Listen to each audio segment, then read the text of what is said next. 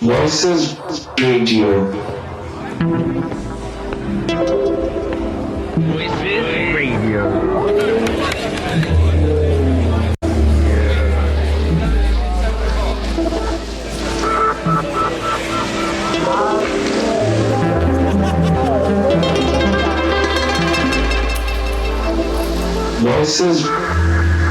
Voices Radio.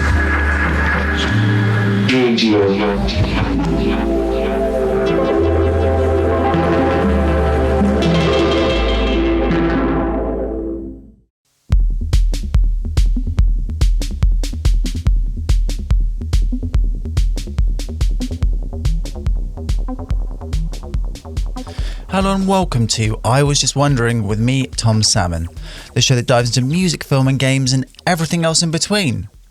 My guest on this week's show is the freelance writer and brand consultant, Ali George Hinkins.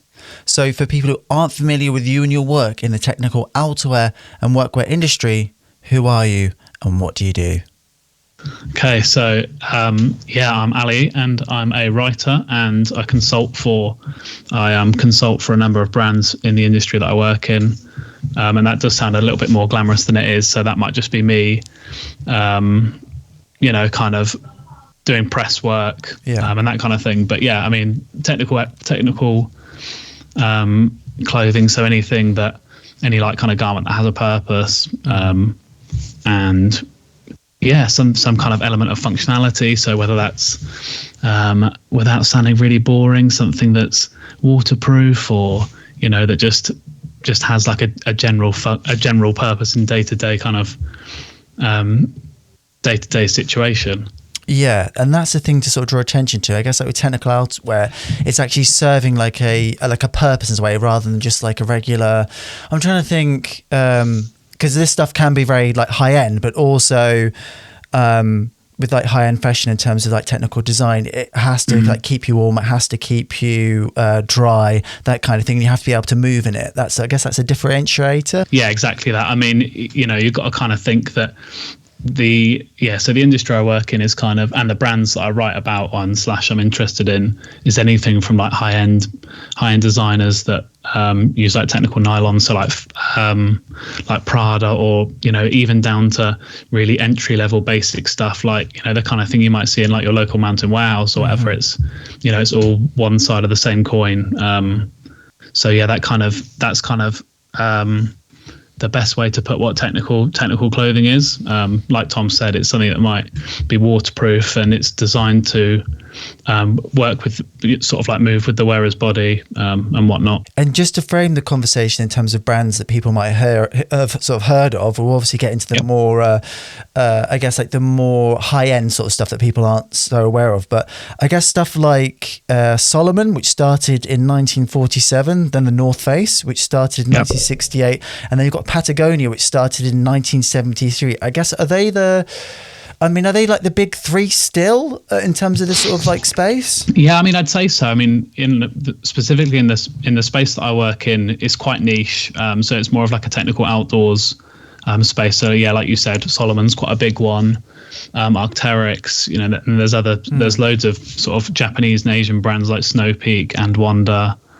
But yeah, I mean, there's brands from all over the world that have been, one like Helly Hansen, for example, has been going since like 1894 or something. So, It goes back pretty far. And it's quite interesting if you kind of look into the history of it. It's, from what it started as of people, using just really obscure ways of waterproofing garments to what we do now. And it's, it's just kind of mind boggling, but I'm sure that's something we'll get into a little bit later on like how, like my interest in sort of like fabrics and whatnot. But yeah, it kind of gives you a gist that there's thousands, if not tens of thousands of brands from all over the world all doing their own kind of thing in the space. It's just a really exciting sort of industry to be working in. So I just want to jump into the first topic, and that was developing your taste. Yep. So growing up, I feel like boys mostly gravitate towards sports, music and gaming to find a sense of identity and community. So what was it for you about fashion and clothing which pulled you in a different direction? Yeah, I mean that is quite a good question, but I would kind of say that I was sort of interested in those like typical boy sort of Yeah. activities growing up. So I was, you know, from about, I don't know, the age of maybe like 10 to like 13 or 14, I was, you know, pretty heavy on the PlayStation, as my family will probably attest to. And then, so yeah, kind of from there, like I got into music a little bit. So artists like Kanye, A$AP Rocky, Tyler, the Creator, kind of Odd Future and all that kind of pulled me in the direction of like fashion and sort of like personal style. So yeah, I mean, I was quite into music. I still am quite into music. Like I love, you know, all kinds of different artists and whatnot. But yeah, I think that definitely opened up my eyes to this sort of whole world of, you know, personal style and like not just personal style, but like garment design and just, you know, interesting. I'm trying to sort of frame it in a way that's not going to sound like I just like clothes, but you know, in the purest kind of sense, I'm just really like a big enthusiast I'm a big enthusiast for clothes. But so yeah. Well, let me frame this a different way then for you. So in sense of like you're into music and sport and gaming. So you could have started a career in writing about, I guess, like sports or music or gaming, something you became really interested and obsessed about. So what was the special thing about clothing? You're like, oh, I have to write about this rather than those, or I say write about because that's what you ended up doing. But I mean, what was it about that particular clothing in a sense that sort of trumped those other things for you? Yeah, I would say I think clothing is just, for me, is just one of the most accessible sort of forms of self-expression. And I was always I think that's the way that I sort of mainly express myself creatively, even though my style's quite vanilla and plain. But I've just always really enjoyed clothing. I don't really know why I gravitated towards it so much, but I think it's just one of those things that people, you know, everyone just naturally gravitates to something different. You know, some people love sport, and you know, some people just love music and whatnot, and some people love clothing like me. So yeah, that's kind of it. It was just a really natural kind of thing that I fell into. There's not like one particular thing that I can pinpoint that might have pulled me in this direction, but you know, I kind of joined the industry. I kind of entered the industry just because I was really interested in clothing and style. So yeah, and I kind of just wanted an outlet to you know, obviously express that alongside what I wore.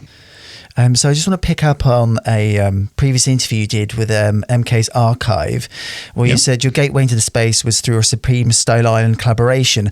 And I went looking through them and I scrolled through and I found the Spring/Summer 2015 collection, which used an innovative fabric called metal nylon. I'm not sure if that was the thing that actually specifically was the one that got you into it. But it was interesting because it was using this futuristic fabric. And so how did learning about fabric production at that time influence you? Yeah, I mean, it's quite it's quite a funny one, really, because I was around like 2015. I was really into brands like Supreme. So you know, for those that aren't familiar with them, it's quite like a big street/skatewear brand, like probably one of the biggest brands, and one that immediately comes to a lot of people's attention when you start talking about streetwear. So yeah, for them to do like a collaboration with someone like Stone Island, who are really have got their foot in like the sort of like innovative like innovative fabric industry. They've been like pushing the boundaries of innovation for like probably like 30 years up until the point of 2015. So I just thought the sort of a collaboration was really interesting because they just seemed like a complete polar opposites with each other. And yeah, and it kind of just opened my eyes to this whole world of you know, sort of garments that have a purpose beyond just being something to look at, if that makes sense. Because obviously a lot of the stuff I was wearing beforehand was just designed for an aesthetic purpose, whereas a lot of these things were designed to be functional in some sense. And I think one of the later collaborations they did used a material that's like a thermosensitive one. I saw that one. So you like put your hand to it and it changes color depending on whether it's hot or cold. So that was, that kind of blew my mind at that point because I'd never seen anything like it before. Around that time in 2015, if you wanted to find out more technical information about clothing, what are some of the resources that you'd go and look to at that point? I mean, there's always been like, I'm not entirely sure about like online resources, but I know that I've got like a couple of books that are literally just like fashion design textbooks. And they're, they're kind of based on like sportswear and stuff. Right. And I think they were released maybe like 15, 20 years ago. They're quite, not old in that sense, but they're quite, they're pretty biblical to me. Right. Okay. But yeah, I mean, I don't really remember, looking up for I kind of just remember going on like the Stone Island website and looking through because I think they used to do like a breakdown of all their materials and stuff like that. So a lot of the resources out there were kind of just more like educational as opposed to like educational, informational, as opposed to like a, I don't know, I'm trying to like strike a balance between it being educational and like somewhat interesting at the same time, like a, I don't know, like a high snobiety article or something like that. Right. Something that someone's kind of put their spin on. Whereas before it was kind of just like kind of facts and figures, I'd say. And I guess with like Stone Island, we could maybe speak to about the history. The guy who started it originally started doing military wear. I think that's where a lot of the garments and fabrics kind of came from. Then he crossed over, and then this is a bit tangential, but then it into sort of football terrace, like casual culture was a big thing with Stone Island as well. Yeah, definitely. Yeah, I mean, I'm not like 100% sure on all the origins and whatnot, but I know that a lot of Massimo Osti's designs were kind of inspired by like military wear, workwear, honestly, like all sorts of random stuff, like uniforms from like people that worked in like cleaners and stuff, just all sorts of places. But but yeah, I mean, the crossover is really interesting. Like it's just one of those brands that seems to have gone through its own really interesting history. So Stone Island has kind of long been associated with like terrace culture. Yeah. And whatnot.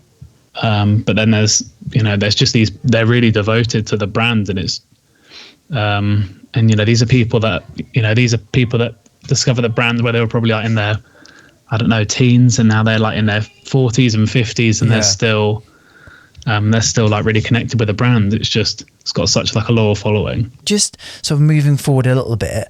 I feel early on people in this space, in the streetwear space and outwear space, kind of make a choice to go full hype beast or swag beast in a sense of following their own niche interests. So how did you choose which direction to go in?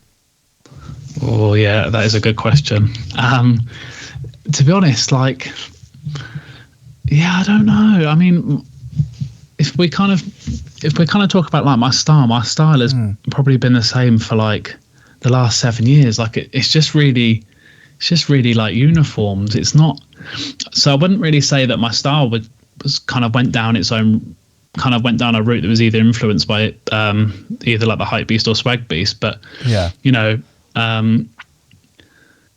mean, hype beast, I did really like Supreme and those kind of brands. So a lot of the brands I was into were kind of in the hype beast space, but I definitely wasn't a hype beast myself. Right.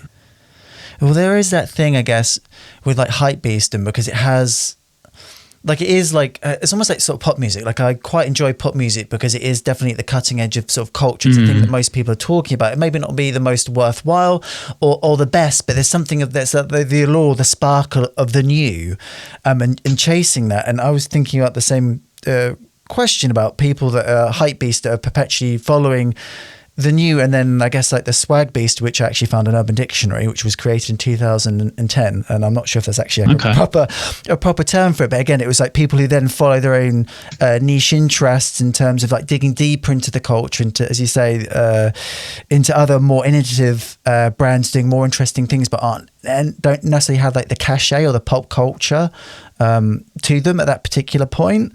The one thing I'd sort of point to is when Drake and Virgil Bialy were wearing the Arc'teryx jackets, which really popped off that brand, and then I guess that sort of brought that particular brand to the forefront where perhaps it wasn't before. Yeah, definitely. Yeah, that was definitely a big moment.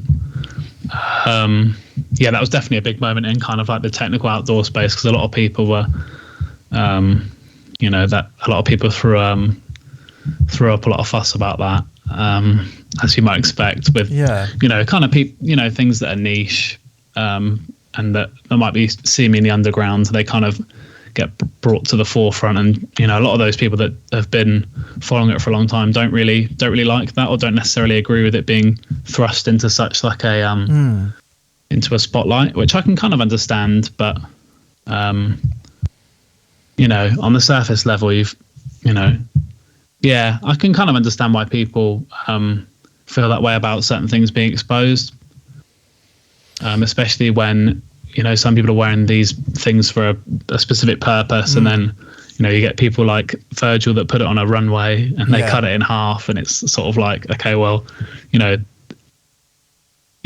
like you've cut a jacket in half that's supposed to be waterproof and supposed to help people when they're mountaineering or whatever, and that definitely caused quite a stir, to say the least. That is interesting, because I watched a short video about it, and he didn't ask Arc'teryx to do that. He just basically took those clothes and did that himself. It wasn't even like a collab or anything. Really? Yeah, and it came from what I found out, that he was really into snowboarding, and that's how he got into it and found out about that particular brand.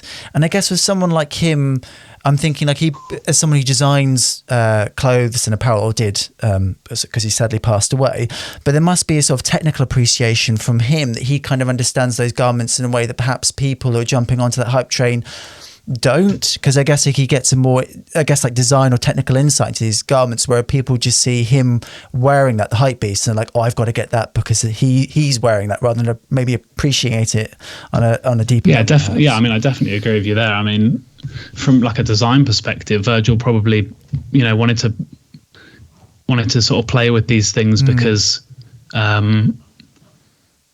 because he could. I mean, sort of when you cut a jacket open, you sort of probably understand a bit more about the composition to it and whatnot, so that probably quite interested him. And to sort of put it in a like an environment of his own that he's in, so sort of like the high fashion space, it kind of makes sense, to be honest. So on a more practical side of things, growing up in Oxfordshire, a more rural part of the UK, can you remember buying your first serious piece of technical outwear and feeling the real world benefits of it? Yeah, I can remember, and it's not really like, it's probably the least exciting thing that I've ever bought, and it's just a Uniqlo it's just like a Uniqlo down puffer jacket, like a Uniqlo down jacket. Yeah. Which to some people listening, they might just think, like, how is that like the most serious? How is that like the first serious piece of technical outerwear that I bought? But like, it genuinely was. Like, I've never been like, up until that point, I've never owned anything that was like seriously warm or whatever. And for the price it was as well, it just it was just really interesting to me. But yeah, the real world benefits of it. I mean, first of all, it was pretty cheap, so that always helps. Yeah. And I've still got it to this day, so it's obviously durable to an extent. It's ridiculously warm, and it kind of just one of those things that does everything that I need it to. And I think from there, I mean, I owned that jacket for like, I don't know, maybe like 3 or 4 years before buying like another piece of like technical outerwear, just because I financially wasn't in a position to like buy anything that was sort of my taste. That's the kind of difficult thing with a lot of the stuff I'm interested in, is that it's quite expensive. But yeah, I mean, it doesn't necessarily mean it's inaccessible, because there are sort of alternatives out there, like I said, Uniqlo. But yeah, I mean, I guess I was hooked from then, to be honest. I guess like what kind of sort of situations were you? What was what was the first situation where you put on your puffer and then you went out and you're like, oh, like this is a different world, like. Yeah. When it was probably a couple of years after buying it, and my partner and I went to New York, and it was like November, around Thanksgiving, and it was maybe like -9, and it was seriously cold. It was seriously windy. And I was just thinking like, okay, now I can understand. Now I can kind of truly appreciate what this jacket's done for me. Keeping me really warm in the middle of a New York winter. Luckily it wasn't snowing. Otherwise I might have had something else to say. But yeah, I really appreciated it from then on. And I kind of just opened my eyes to like sort of the power, I'd say, of clothing, because, you just think, a lot of people just think, oh, it's just a jacket and whatever. But when you start to kind of like understand how these things are made, and like their true purpose and, everything that goes into a piece of outerwear, it's pretty incredible, to be honest. Well, I just wanted to sort of jump into a little bit because I understand you've got, is it 2 separate Instagram accounts? So you've got the Ali George Hinkins one, and you've also got the 300-700 store. No, 300, 700 isn't actually, actually me. That's just a friend of mine. Oh, okay. All right. Yeah, because I did wonder. I was like, because it lists your website, and that's originally how I found you through that, because that had been reposted, and then I found your actual Instagram on your website. Oh, okay, right. So that makes sense. Well, shout out to your friend's Instagram account. It is also pretty incredible. Well, he just posted actually a piece by Burton Analog and the Sony Clone MD, which is designed by, I'm probably going to butcher the name because I'm dyslexic, but it's Arlson Hughes company's Abercrombie. Acronym, I think. Acronym. Okay, yes. The dyslexia in full effect there. One of the interesting things about it, though, with a bit of blurb that was written underneath, was it was influenced, that particular jacket was influenced by the stormtroopers in Star Wars due to the pocket design on the front. And what that kind of made me think, I mean, some of the things you talk about and list on your own Instagram page, it is influenced by sort of science fiction to a certain extent, and maybe like a little bit dystopian in a way. And I wondered if in those sort of references, even though they didn't influence your design, if you could talk a little bit about maybe a particular album or film or artist outside of influencing your taste in design, that you could sort of speak about a little bit. Yeah, I mean, I'm just trying to think of like a film. I mean, like you said, there is definitely like a crossover between science fiction films, in sort of like a lot of the design that I appreciate. I'm just trying to think, maybe like, I'm trying to think of something that really stands out. Possibly something like 2001: A Space Odyssey by Stanley Kubrick. Because I remember they did a Undercover, which is a Japanese brand, did a collection based on it. And I was just sort of looking at the visuals of it.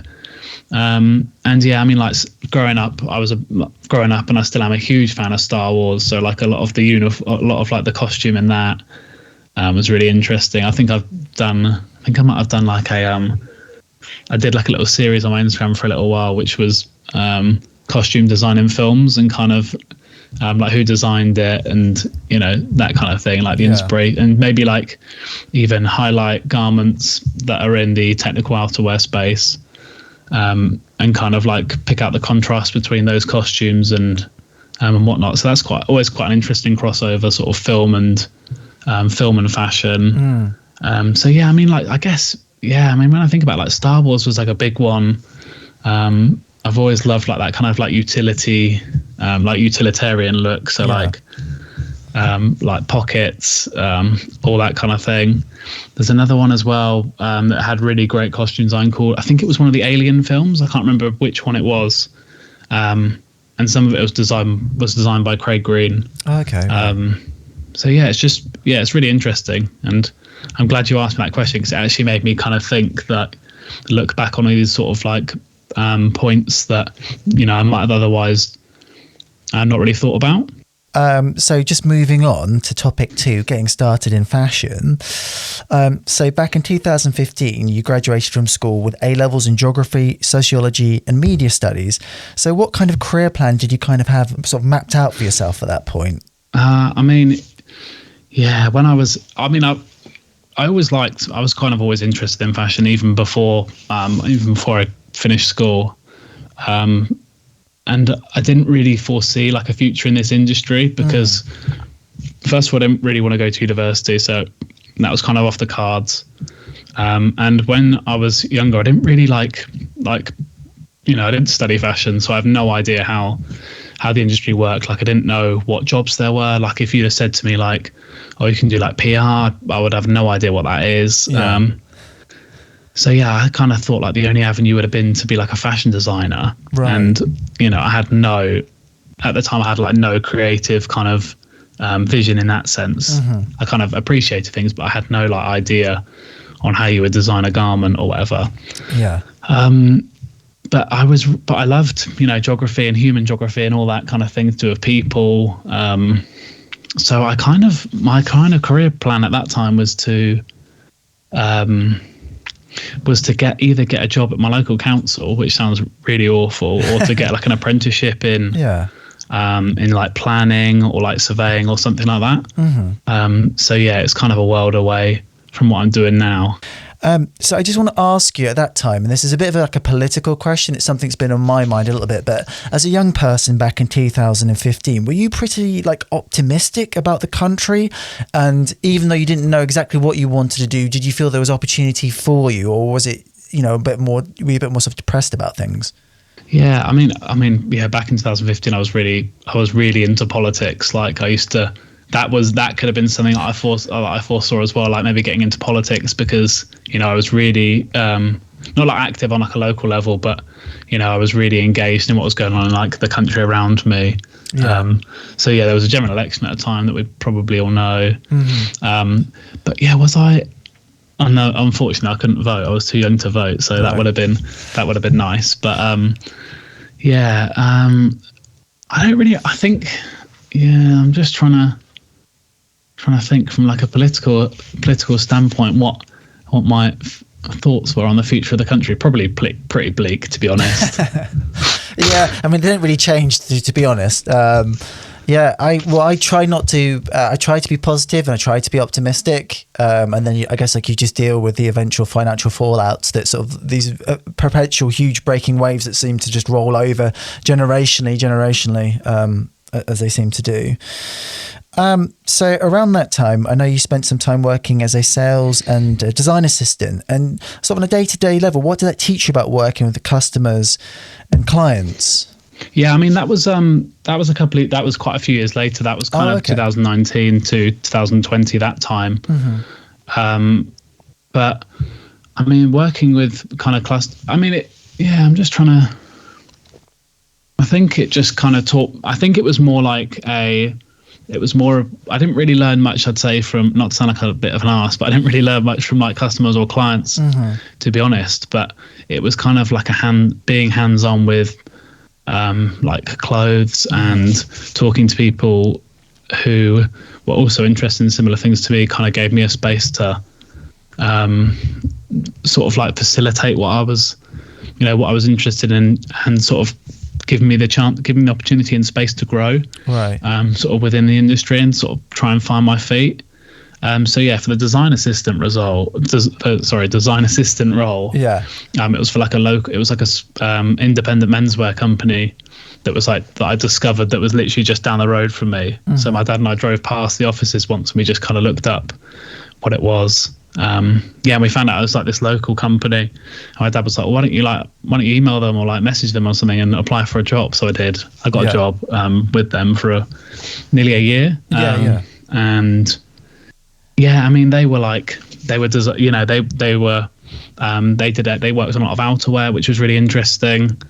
And my boss had like this huge archive at our workplace, and he had like, I don't know, maybe like 50 jackets or something, and it just to I think it was more just being surrounded by clothing and people and like designers that really got me interested in the space. Mm-hmm.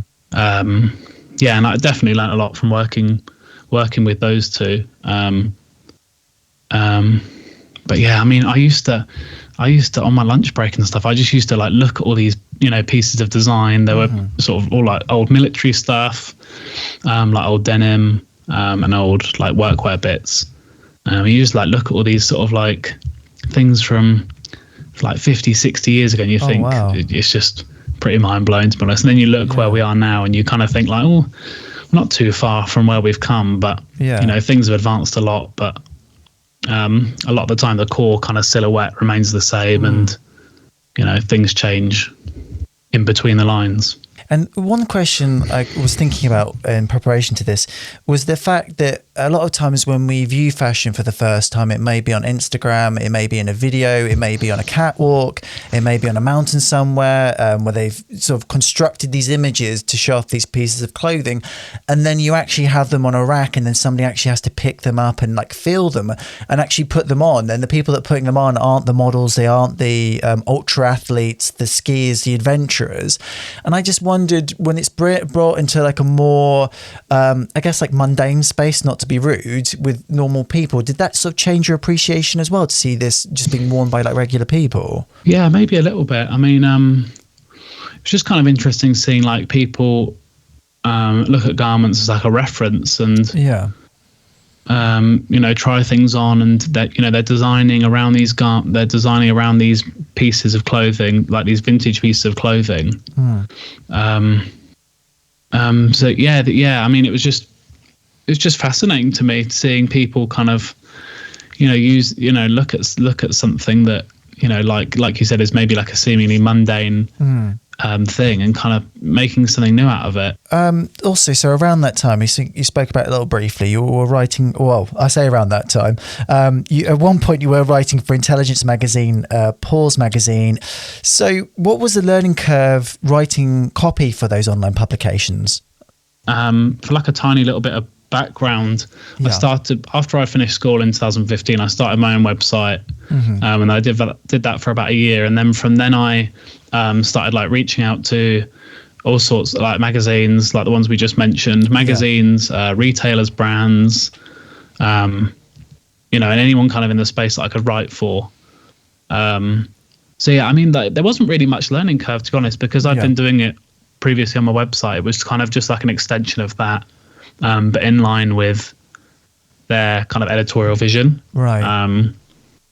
You know, working for those three brands, especially Intelligence Magazine, I mean, that was like, that was definitely like a big driving force, and it kind of shaped a lot of my interests in what they are today. Right. So yeah, I mean, I wouldn't say there was much learning curve, to be honest, because I was already a little bit slightly versed in it. Right.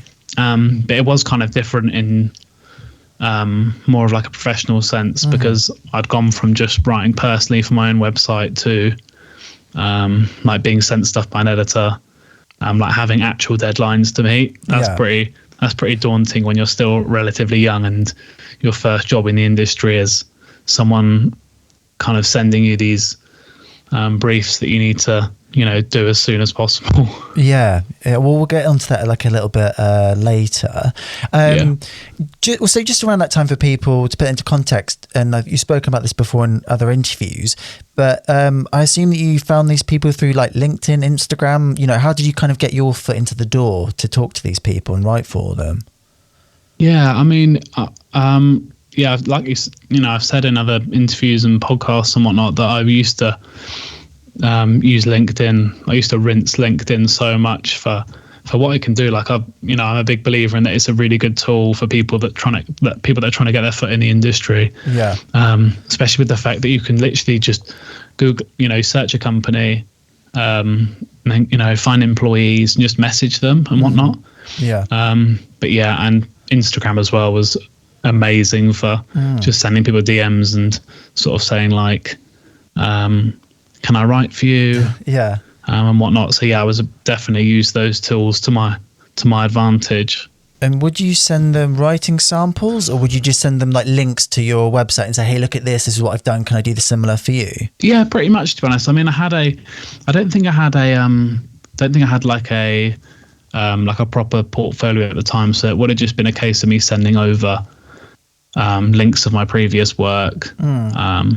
And yeah, I mean, in hindsight, it's okay once you kind of like have made a name for yourself in the industry, but I think if you can, it's definitely worthwhile building a proper portfolio. Yeah. I mean, I did have a portfolio, but like a proper PDF that you can send people instead of just sending over links, because it doesn't look the best, Right. in my opinion.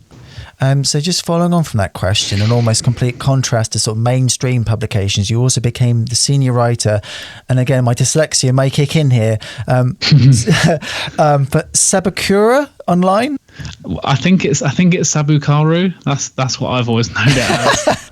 Okay, great. Well, we'll definitely go with you on that one. I wouldn't trust me with words. And also, this is very exciting to me. But so, why was it important for you to write articles like Silknode, the shifting cultural power structures?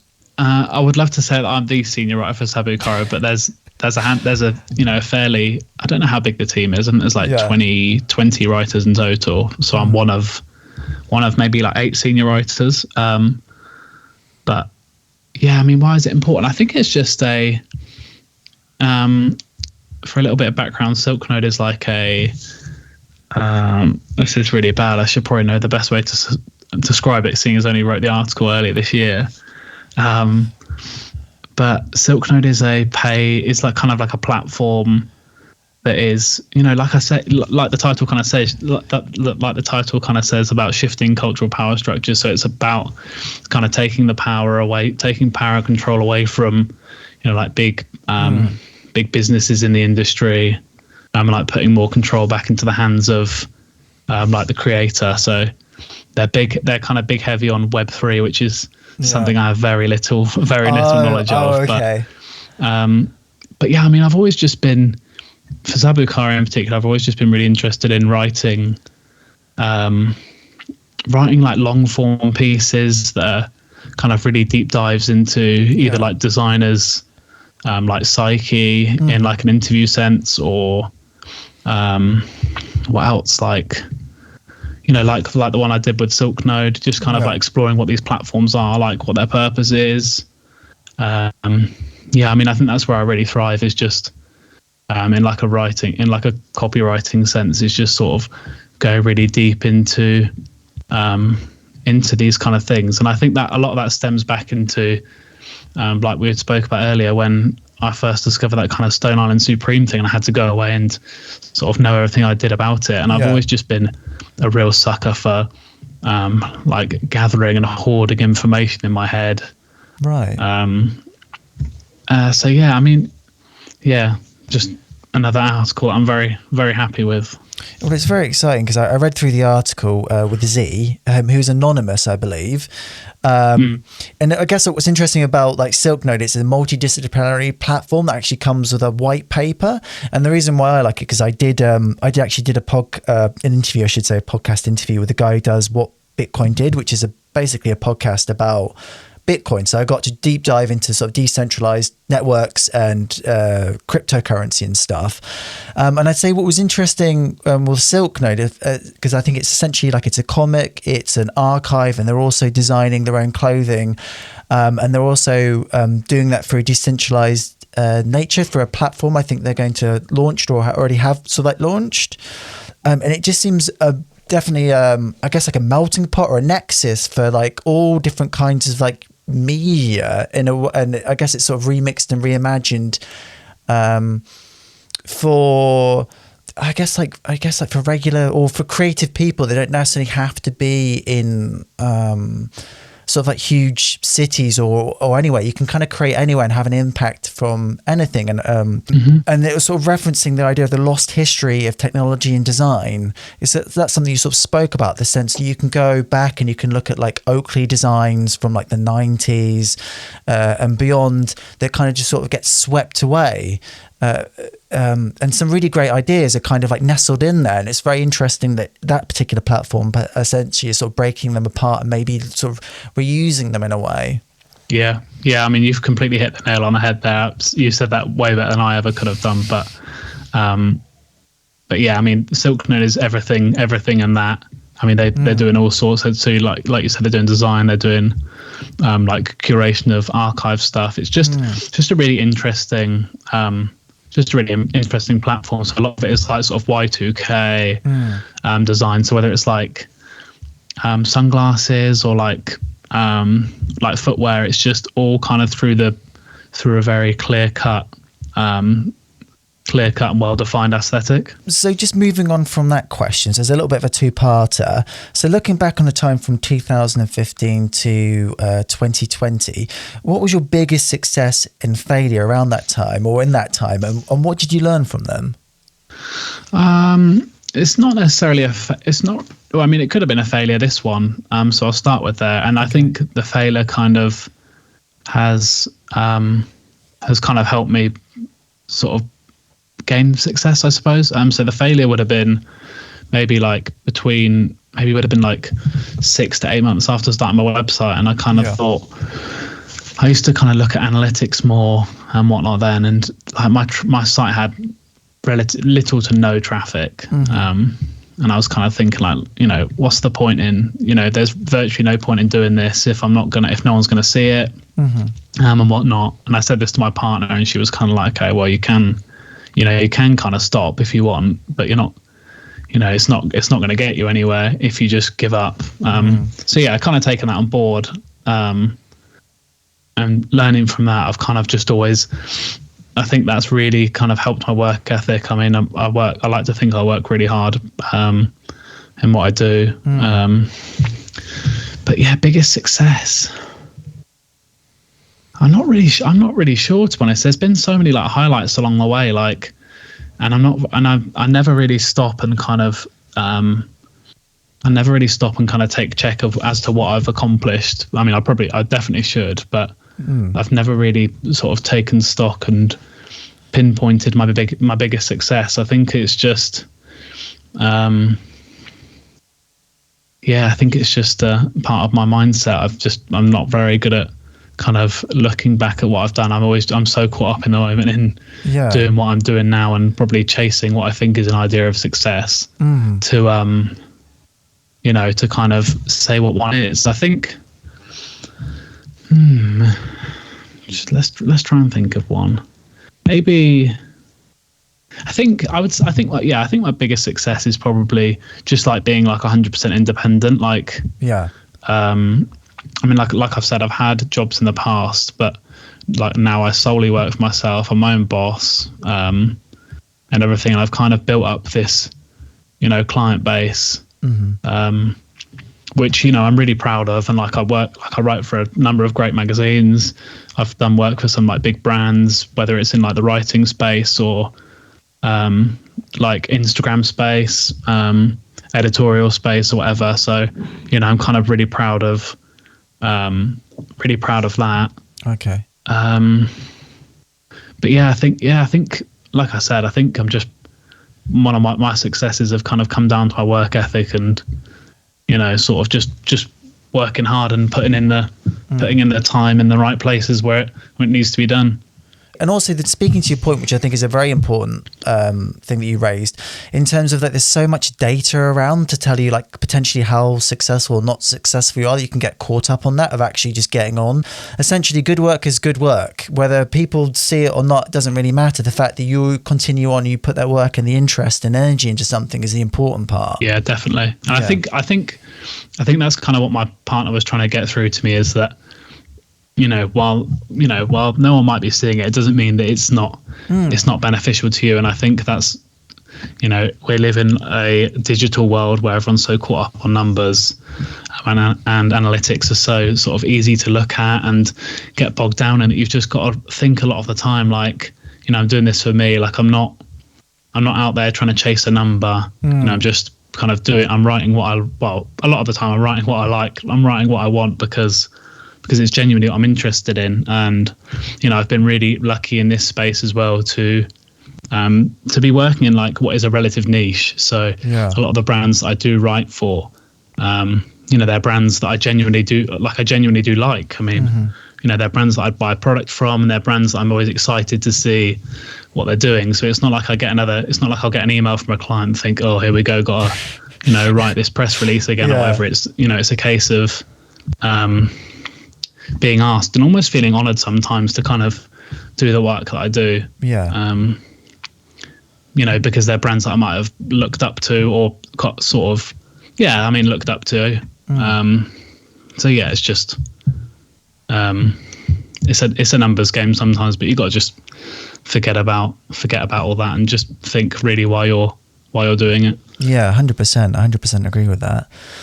So just jumping into topic 3, we've kind of covered it in dribs and drabs a little bit here and there. So we're going to jump into the art and craft of writing. So for people who don't know, what was the initial creative spark that made you want to start your website back in 2015? And also, how do you go about in 2015 starting a website, and did you know how to?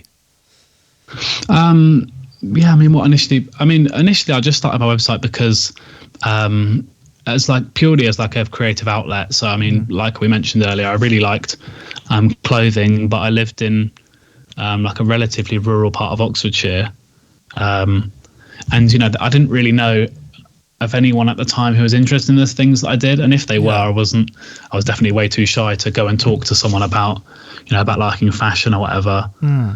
So yeah, I'd always been like on the internet and whatever. So yeah, I just started my website using a tool called Website Builder, and it's like super basic. They pretty much do all the legwork for you. All you have to do is move a few text boxes around and whatnot. But I'd done IT in school, and I did media studies as well, so I kind of knew how to build a website in some capacity. So I wasn't exactly starting from the beginning there. It was just kind of an extension of something that I'd done in the past.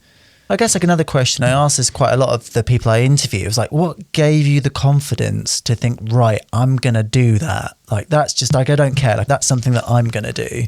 Yeah, I never really thought of it, to be honest. It was just kind of, I'd grown up watching like a lot of like YouTube, and I think YouTube was probably like the sole media I consumed. I wasn't reading many blogs at the time prior to starting my website, so I was consuming like a lot of YouTube from like fashion-based YouTubers. Yeah. And there was no way I was going to stand in front of a camera and record something myself. So, and I definitely didn't have like any kind of content to film, and like.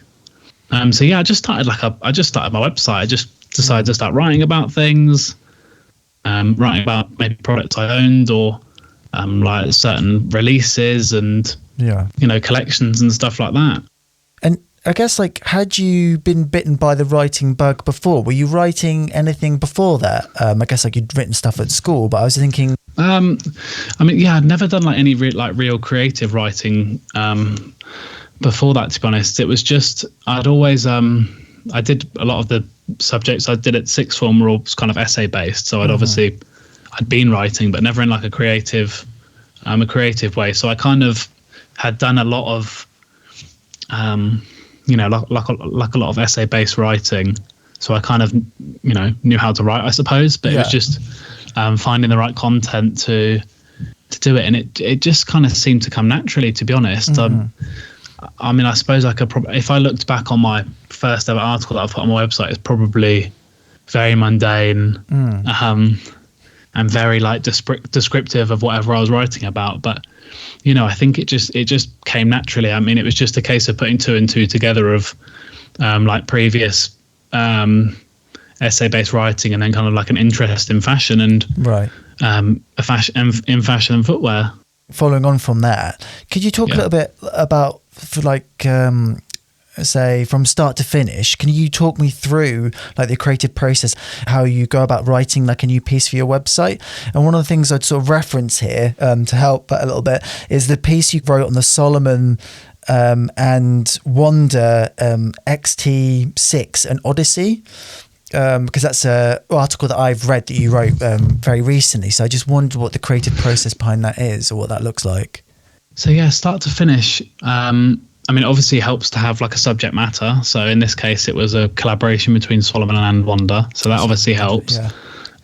And for stuff like this, sort of new releases, you'll have a press release in this case, it was quite like a basic sort of like skeletons press release to go by. So some just like product information and whatnot, release information as well. But yeah, I kind of I have quite like a structured approach to it, well, not that's kind of like a structured approach in how I like to approach articles of different lengths. So it's kind of shorter ones. I always start with like a little bit of like maybe just like a tiny little bit of history on like each brand, so just background, and then introduce the subject of the article, and then kind of like just go into like specifics about what I'm writing about. So just expanding on the I mean, like Tom said, it's so much easier to describe the start to finish for like a small piece like that. I mean, when you're talking about bigger articles, like, you know, 2,000, 3,000 words, it starts to get quite blurry. So you know, for cases like that, I just normally I always start on Google Docs. Always start with a bulleted list of points that I want to make, or points the client wants to make. Right. And from there, I'll bring up a paragraph structure, one through however many. Yeah. And yeah, I mean, you know, when you structure it like that, it just, a lot of the times it just seems to fall into place, which is quite lucky. But yeah, it's just about having structure, to be honest, and then filling in the blanks from there, which is easier said than done, because, you know, sometimes sometimes it comes to you, and then sometimes it just, you know, it's just a blank, and there's nothing there at all. And I guess some of the things I've picked up on reading this particular article is there is a specific language and terminology of writing these pieces of content that I've picked on, like it, and I guess like speaking to, like, if you're going to describe like a colorway in a way that people, I guess like a universal audience is kind of going to get, in a way, like it has to be sort of like accessible to, I guess, to the general public for consumption. Is that something you sort of like work on in terms of like, well, how do you describe like a midsole, or like the pattern, or like the laces and that kind of thing, and even like the more technologically advanced elements of these particular items? Is that something that you really kind of have to sort of simplify, or just sort of break apart for people? Yeah, I mean, I'm always quite conscious of that. I'm always quite conscious of sort of not explaining things in layman's terms, because I think that's sounds quite patronizing, but just kind of trying to explain stuff in a way that's easily digestible, I suppose. Because a lot of like the terminology can be very daunting if you're reading about, I don't know, let's say like 3-layer like technology. You might think like, what on earth is that? But you know, if you can kind of like break it down in a way that makes sense to people that you know, that are reading it for the first time, and they think, oh, okay, like I understand that. I understand what that is. I've always, you know, I've always tried to make things as easy digestible as possible, instead of alienating people. Because I think when I read stuff as well, like I get lost really easily if, you know, if I don't understand something, I'll just think, well, I'm just not going to read it, because it just doesn't click. So if I can you know, if I can make something a little bit more understandable to someone while also informing them, then, you know, then my job's kind of done. So I just want to move a little bit on to working to client briefs, which you spoke about a little bit earlier. And also I want to talk about actually the brief that you got for the Truss Archive project, which just dropped recently. And I was very curious about how that is actually particularly pitched to you, on like, is it through like email? And also, how do you respond to something like that, to like a project like that? Yeah, I mean, most of the time client briefs are, honestly depends who you work with. So sometimes some people are really vague, and they'll say, oh, we need you to write this article, blah, blah, blah. So I guess in a sense that can be quite freeing, but weirdly, you know, the less information people give, I always find that's a little bit more limiting, because I'm not really sure what they expect of me, you know, as contradictory as that sounds, you know, and they're at polar opposites with each other, sort of like being free and limited. For the way I work, I find quite like a strict and clear client brief is so much easier for me to work to. But yeah, the Trust Archive thing, just trying to think. I mean, I started working with them last February, and I think I just got an Instagram DM off them, and they were like, look, we're building this platform, and it's going to have all these like archive pieces of clothing. And like from there I was like hooked immediately. I was like, this is everything I've always wanted to, like, this is like a platform I've always wanted to access. So having hundreds of designers at your fingertips and thousands of like garments that you can just search through, you can filter by category, by designer, by like a year. But I mean, and the brief they gave, I don't think there really was much brief, to be honest, from them.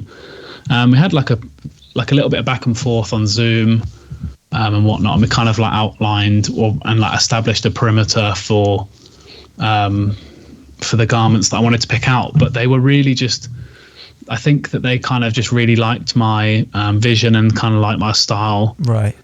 So yeah, they kind of just wanted me to sort of do my own thing and just pick out what I wanted, really, which was really great because it sort of just allowed me to, just to be really free creatively. Yeah. And I basically just curated all, pieces of design, footwear, accessories, outerwear, obviously. I just kind of curated a whole load of stuff. I think we picked out 50 pieces. There was going to be 100. Yeah. Initially, but we ended at 50.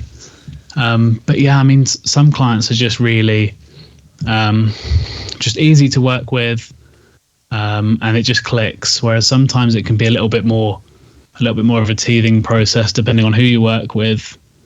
And yeah, I mean, it's frustrating at times when clients are blasé, I suppose, and not really, and don't really give you a lot. But I mean, it's just a case of being patient, just teasing out as much as you can, right? And kind of working around that. But I haven't had many mishaps so far. I mean, I've had some very stressful situations where client briefs have maybe been misinterpreted by me. Oh, okay. And it calls for work calls at like 9 o'clock at night. Oh, wow. And it needs to be handed in the morning. It's just you've just got to be patient a lot of the time. And something I've sort of heard you spoke about as well is the fact the stuff you write for clients and also the things you write for your website. I was kind of interested between like say a client brief versus the kind of work that you do as well, and the joy, and that's really the joy, but like the different things you get from say working to a client brief versus you solely writing for your website. What's the difference between those two things, would you say? Writing for a website is definitely more satisfying, I'd say, and more. It's easy. Writing for my website, it's definitely more satisfying because I can kind of just let my natural, sort of more informal style flow. Fine. Whereas working to a client brief can just be a little bit. I mean, it's fine. I mean, it's fine. I mean, you kind of have to do it, but it's just a little bit more. Just requires that bit more energy. But when someone's paying you to do it, you've got to do it, and you've got to kind of do it to, the standard that you expect of yourself, and then the standard they expect of you as well. Right. So yeah, I mean, it's just I definitely prefer writing for my own website, but sometimes sometimes a lot of the clients I work for are they're in the same space, so it doesn't feel too taxing. It's right. It's enjoyable nonetheless. Mm-hmm. So I'm going to ask you a bit of an unfair question here. What's been the best thing you've written so far, and why? Okay, maybe not the best, but maybe immediately comes to my mind. Maybe not the best, but the thing I'm most proud of would be an article I wrote, which was like a history of the North Face article, and it was pretty big, and that was for a client. But at the same time, it was for a client, but at the same time, it was yeah, it was just really enjoyable to work on. I got to sort of like unpack all this stuff that happened like in the early days of the North Face, and like, you know, just what's got them to where they are today. You know, they're like a massive company. Yeah. So that was really great. But it's just I think it's because it's my most proud of one, because it's one that I've referred back to since publishing it. So I'm just going to move on to topic 4, which was industry bits. So just some hot takes for you here. So do you think living and working outside of London has helped or hindered your career so far, or does a location even matter in 2022? I'm going to answer the last bit first, and I'm going to say, from what, in my opinion, location doesn't really matter, but that might just be me skewed, because I've only ever worked remotely. I've only ever worked from home. So like, this is what I know. And I think that having only ever worked from home, I've just kind of made use of what I've got. Mm-hmm. And, you know, I've kind of just worked around not working remotely and not being in an office or whatever. But would it have helped or hindered? I don't think it hindered, but I think it might have slowed it down quite considerably, because I could have just, I've said this to people before, like I could have easily, well, maybe not easily, but I could have moved to London and got like a job in like the fashion industry, maybe as like an intern or something, maybe as like a writer or whatever, but yeah, so it definitely slowed it down, but I wouldn't say it hindered it. Yeah. But then I'm not sure if it would have helped it either, to be honest. Yeah, it's interesting. I guess we're now of a generation that you can, you know, the technology has caught up to the fact that you can create these cultural like touchstones and impact, you know, thousands, hundreds of thousands of people, if not millions, with your work, and you don't need to be in these centralized cities. So that's very exciting. I guess that's the paradigm shift in a sense as well. Yeah, for sure. I mean, it's kind of just, like you said, I think the pandemic definitely opened people's eyes up to this idea that you don't need to go into the office 5 days a week. So whether you go in now 2 days a week or whatever, I know some people love it and some people hate it, but I think it might be the way that, you know, things are sort of moving into a more flexible kind of working pattern that suits employees over tradition. So just moving on to the next question. Have you ever found yourself at an industry event being flexed on by full fit Arc'teryx clout chasers? And if so, how did you handle the situation? I haven't. No, I haven't. Luckily, I've never been in that position that I've been attacked by a load of Arc'teryx wielding soldiers. I guess that's a bit sort of a tongue-in-cheek question, but there is an element of this, and I guess it's not just sort of like fashion. It's like all, I guess, for want of a better word, all centralized sort of like tribes around certain cultural objects, where it could be like record collecting, where you don't have this like really rare like white label, or you haven't seen like Morrissey like 7 times. You know, there's within these you find these sort of like gatekeepers or people that kind of want to keep it sort of special. And one of the points I kind of wanted to raise here, and especially with your work and the stuff I've listened to, there's not even like a hint in terms of the stuff you write about. It's very readily accessible, and there isn't a hint of, oh, this isn't for you. This is a sense of like, I get the passion and love you have for the items in themselves, rather than say like the cachet or allure of them, which people can get caught up in. I mean definitely in like the space that I'm in, there's a lot of people that want to gatekeep, and I've probably triggered some of them just by some of the stuff I've posted on my page before. I know there's a lot of people that want to keep certain things hidden for whatever reason, but to me, I've never really understood the point in that. I mean, I think, you know, if you're gatekeeping, you're just making things inaccessible to people unnecessarily. And I guess like I've heard you say in a a couple of podcasts, you can't talk about some of the work you've done for certain big brands. And I guess just following on from that, why do you think there is such a need for secrecy, I guess, like in technical outerwear? And I guess generally within the fashion industry, it is quite opaque and it is quite secretive, the things that go on there. I think a lot of it's just because I think it's a lot of the time I'm just bound by NDA. So like I'm legally not allowed to say anything. Yeah. And because the fashion industry as well, kind of adheres to a calendar that is normally working, what is it, like 6 to like 9 months behind, you kind of can't really ever, you're not really ever in a position to say anything. Mm-hmm. So yeah, I mean, it's not that I'm not allowed to, it's not that it's like secrecy, but it's just sort of like in a lot of other industries, you're just bound by sort of legal parameters that you can't say anything.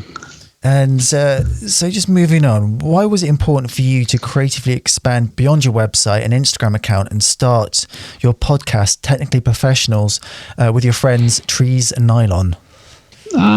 Mainly because I dabbled in, like, I don't know how many podcasts I've done before, or like how many podcast appearances I've done in the lead up to that, maybe like 3 or 4, but it was just a platform that I was really starting to enjoy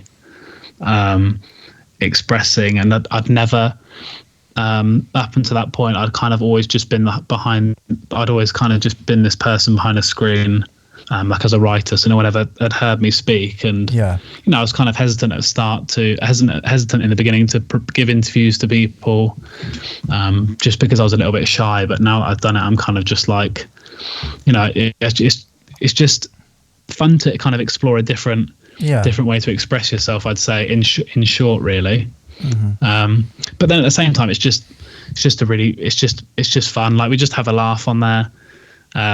We just talk a lot of shit, have some banter, and whatever. To be honest, I mean, it's an outlet. It's not really a creative outlet. It's more of just like a personal outlet to kind of just say what I want for both of us to say what we want outside of our kind of like professional careers in the industry. It's just a nice break from that, which I think everyone kind of needs. I mean, it's quite a serious industry at times. So just to talk to someone for an hour and a half to 2 hours or whatever, once a month, record it and then upload it. It's just a little bit of fun. And finally, my last question for you is, what is your dream project if money and time wasn't an object? Can this be outside of like writing and fashion? Yeah, anything. Because I can definitely think of a couple. I can think of a couple off the top of my head. I think I haven't really touched on it, but I'm like a big athletics enthusiast, and I love running. Cool. So that's something I do a couple of times a week when I can find the time to do it. So I think I'd love to just do some like wacky races in the UK and like abroad. Mm-hmm. There's one where you can like run the length of the Thames Path, which always intrigued me. You can do the Ridgeway. Mm-hmm. So I think they're kind of things that I want to do in the future. But I think like a project of money and time was an object. I think I'd like to maybe like do like a car restoration or something like that. Nice. That'd be pretty cool. I was watching a thing with a guy who does the Gumball 3000, and he had restored, I think it was some Lotus or an Aston Martin through Asprey, which is an upholstery company, and I think they do like glassware and all sorts. So in terms of your restoration, and I guess this is maybe a little unfair as well, bringing it back to design. So if you were going to do the interior of this restored car, is there a particular brand or aesthetic that you would outfit this car? And also, what would be the car? Okay, well, the interior, I would this one's a bit of like this is like quite an easy cop out, but the interior I'd get designed by a Dutch textile manufacturer called Bybor or Bybore or something like that. Yeah. And they do like this crazy 3D knit. And they've done like furniture, and they did like an interior for a BMW concept car. Right. So that would be really good. I encourage you, Tom, and anyone else listening to go check out those guys, Bybore, like crazy knit. Mm-hmm. So that would be like a good interior for a car, for the upholstery on the seats and whatnot. But I think I'm either torn between doing like like a classic Porsche maybe, or nice. like a Land Rover Defender build. I think that'd be pretty cool. Something quite utilitarian, like a roof rack on the top. You know, it's kind of like dystopian, some sort of like dystopian vehicle that's, you know, post-apocalyptic or whatever. That'd be pretty cool. Well, that leads me nicely to ask you, where can people check out your articles, interviews, features and podcast, and follow you on social media? Okay, so best place for all of it is probably on my Instagram, which is at Ali George Hinkins. And then articles can be found on my website, which is www.aligeorgehinkins.com. And yeah, I mean, I'm pretty regular I'm very regular on my Instagram, and I'm pretty regular on my website. So they're kind of two good places to start if you're looking to follow along with what I'm up to.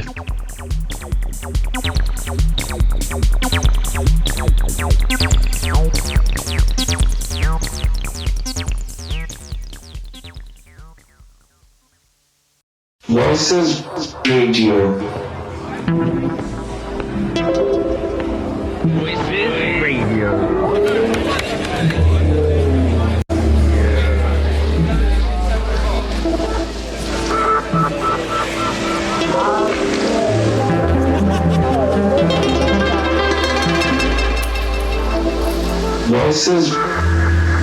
Voices Radio.